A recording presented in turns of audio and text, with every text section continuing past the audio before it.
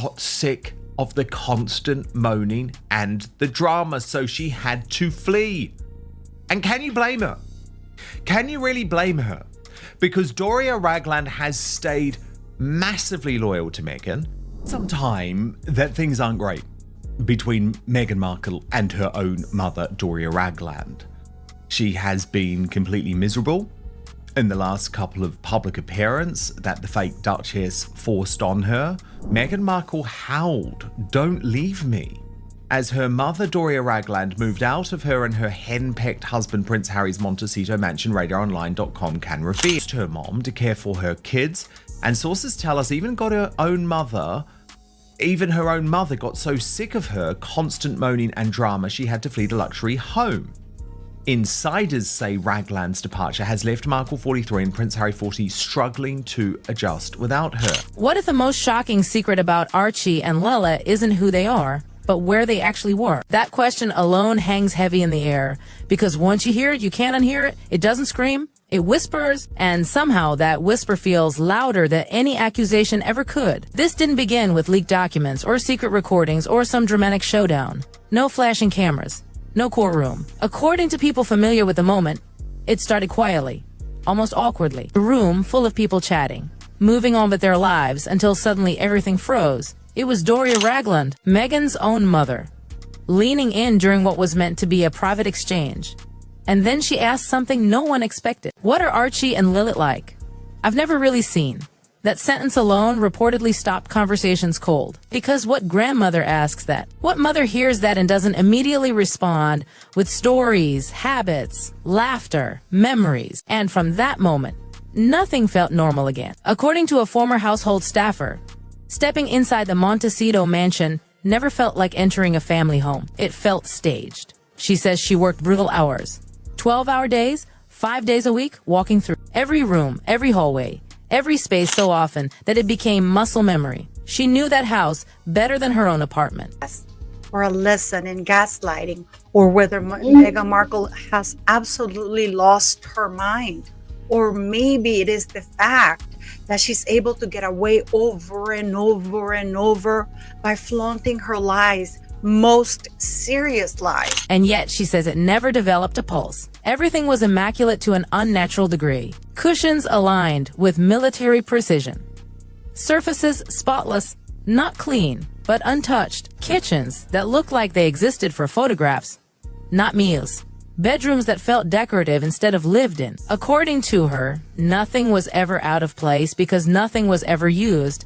What troubled her most wasn't the cleanliness, it was the silence. Homes with children carry chaos, noise, sudden laughter, random crying, footsteps at the wrong hours. That kinda unpredictable energy that you can't fake. But this house, she says, carried silence, not peaceful silence, heavy silence, the kind that makes you lower your voice without realizing why.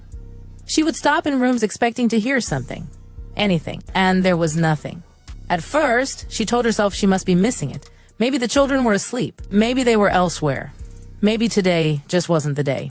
But days became weeks. Weeks turned into months. And nothing changed. The house remained pristine. Untouched. Waiting. She says it didn't feel like a place where life unfolded. It felt like a place prepared to be observed. And now, the royal family, the palace, according to insiders, are finally willing to take action in the worst possible way for Meghan Markle. She says them over and over. She will convince herself and manage to convince idiots that still give her a platform that she didn't earn. Because when she listened closely, she never heard it. Not once. No laughter echoing down hallways. No cries in the middle of the night. No little feet padding across floors after bedtime. The silence was constant, unbroken, unsettling. Eventually, the absence became impossible to ignore. One afternoon, she quietly asked another staff member if they ever saw the children. According to her, the woman didn't hesitate. She just shook her head and whispered one word. Never. That word reportedly hung between them longer than any explanation ever could. This wasn't a week, or two, or a short-term arrangement. This was after months of sunrise to sunset work, opening doors, cleaning rooms, moving freely through the entire house. If children were there, they were invisible. Outside the gates, The world believed a completely different story, that Archie and Lila were growing up happily, shielded from public view. Inside, the question kept coming back again and again. Where were they? According to insiders, Meghan's presence in the house felt intermittent. Choreographed, she didn't move through the space like someone who lived there. She appeared briefly, purposefully, almost always accompanied. And the family, the royal family, the palace, is now finally willing to take action in the worst possible way for Meghan Markle. And talking about lies, I'm just going to show you a couple of things here. There were assistants, associates, Market, Anderson, sometimes camera crews. She was never alone. Not once. Her arrivals didn't feel like homecomings. They felt like entrances. When cameras were present, she was animated, warm, engaged. But when filming stopped, that energy vanished. Smiles dropped. Conversations ended. Staff began whispering that she felt more like a guest than a mother. Someone overseeing a project rather than living a life. Over time, her visits reportedly became fewer. From several days a week to just one or two. Nothing felt organic. Everything felt rehearsed. She allegedly walked the same paths repeatedly, while camera angles were adjusted. Conversations paused until lighting was right. Staff overheard discussions about getting the shot. The house wasn't being lived in. It was being filmed in. One evening shattered whatever illusion remained. The house was quiet as usual until raised voices cut through the silence. Sharp, emotional, heavy. The staffer says she recognized Meghan's voice first. Tense, fast, edged with anger. Harry's voice sounded different, exhausted, pleading. Like someone trying desperately to calm something already spiraling out of control. She says she saw Harry seated with his head in his hands, defeated. Meghan pacing. Marcus Anderson nearby, trying to mediate. When it ended, the silence returned, colder this time. She brought Harry a glass of water. He accepted it quietly and whispered, "Thank you." That moment stayed with her, not because it was dramatic, but because it felt revealing. After that night, the atmosphere changed. Smiles disappeared. Tension lingered. The sense that something was deeply wrong could no longer be ignored. And then came the realization, she says, she could no longer explain away. During months that overlapped with Meghan's pregnancies, she claims she never once observed physical signs of pregnancy. Not from photos, not from press appearances, but from real proximity, tight hallways, everyday moments, no visible baby bump, no gradual changes, no careful movements, no discomfort. She says Meghan moved freely, bent easily, showed none of the subtle shifts that experienced staff usually notice long before a pregnancy is announced. At first, she doubted herself. Maybe the clothes hid it. Maybe she wasn't observant enough, but she had worked around pregnant women before. And none of the signs were there. When she cautiously raised the subject with other staff, their reactions were telling. They hadn't noticed anything either. No prenatal vitamins, no dietary adjustments, no medical appointments coordinated through the house. Nothing. Outside the property, magazines showed glowing images, styled outfits, hands cradling perfect bellies, headlines celebrating motherhood. Inside, there was nothing to observe at all. Months later, after leaving the job, she watched the Netflix documentary expecting familiarity. Instead, she felt disoriented. The house on screen didn't match the house she cleaned. The layout felt wrong. Rooms were brighter, larger. Gardens unfamiliar, trees in places she didn't recognize. It felt like watching an entirely different property. Scenes showed children playing freely, laughter echoing, sunlit lawns. She says she had never seen children in those spaces. Not once. Why film elsewhere? Why recreate domestic life instead of showing the real home? The inconsistencies piled up. Then there were the security measures. Phones weren't just turned off. They were surrendered, locked away, bags searched, pockets checked. Daily, cameras didn't focus on the perimeter. They tracked staff. One coworker snapped a photo of flowers. Within minutes, security intervened, deleted it, verified it was gone. After that, silence ruled. Staff quietly compared notes, and what they realized was chilling. Laundry workers never washed children's clothes. Grocery coordinators never ordered baby food. Cooks never prepared children's meals. Cleaners never picked up toys. Security never escorted children eat. Department noticed the same absence. When every role experiences the same omission, it stops feeling accidental. It starts feeling structural. This began with a grandmother's whisper, continued with staff who lived inside the house more than anyone else.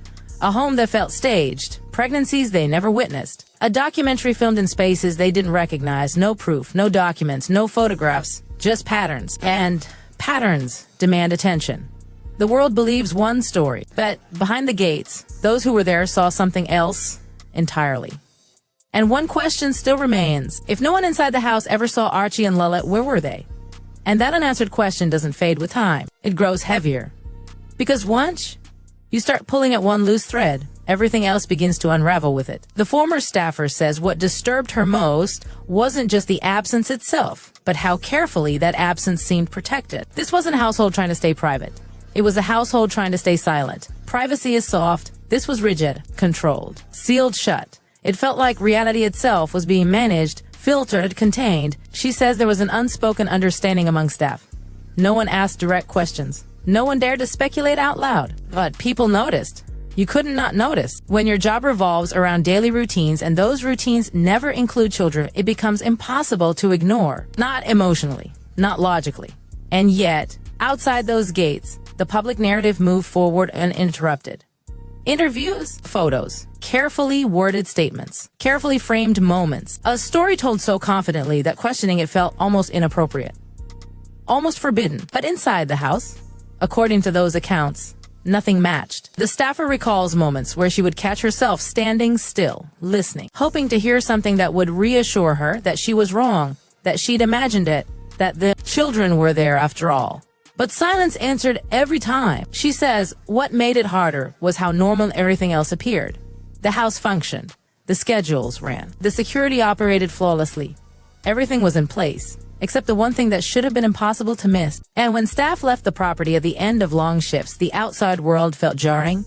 Parents rushing children into cars, toys left behind. Noise. Chaos. Life.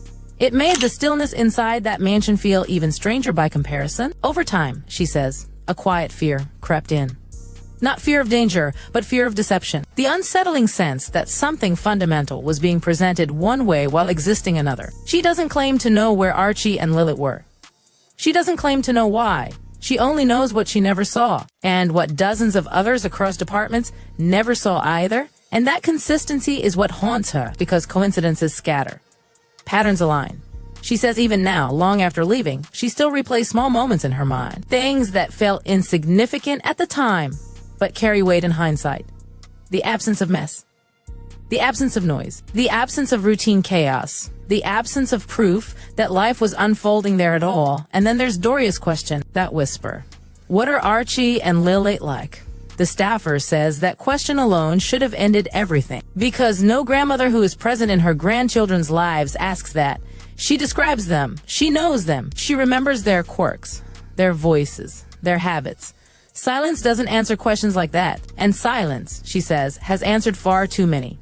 She insists she isn't trying to convince anyone. She isn't asking people to take sides. She's simply sharing what she lived inside, day after day, while the world watched a different version unfold on screens. And that's where the discomfort truly lies. Not in accusations, not in conspiracy, but in contradiction. Two realities presented at once. One public, one private.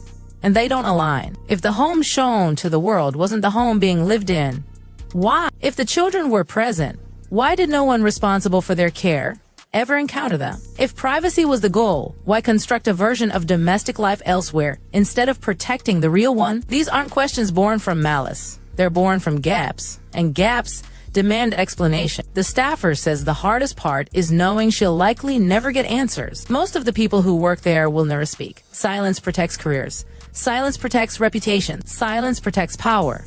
But silence also preserves unease. And that unease lingers long after the gates close and the lights go off. She says she doesn't expect the public to abandon what they believe overnight. Stories told with confidence are hard to undo, especially when they're wrapped in emotion and imagery. But she hopes people understand one thing. What unsettles those who live behind those walls isn't what they saw. It's what they didn't. And until someone explains that absence, clearly, honestly, without staging or substitution, the question will remain. Quiet, uncomfortable, persistent. If the children were never seen by those who lived inside the house, then where were they really?